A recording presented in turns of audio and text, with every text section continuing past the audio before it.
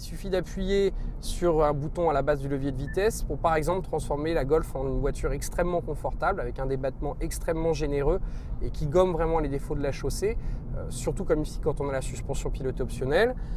Si on veut avoir une Golf, on va dire normale, avec une conduite neutre, facile et un débattement un tout petit peu mieux tenu, il suffit de passer en mode normal.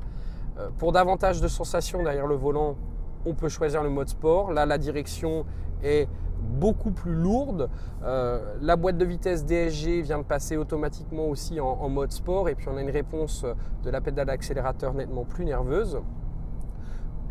L'inverse du programme sport, c'est le programme éco, où là, la réponse de la pédale d'accélérateur est extrêmement molle, mais le but du jeu est évidemment de consommer le moins possible.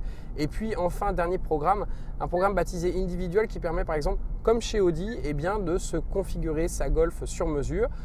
Par exemple, on peut choisir d'avoir une direction en mode normal ou sport, et puis on peut faire cohabiter ça avec un moteur en mode économique et même la climatisation en mode économique pour consommer le moins possible.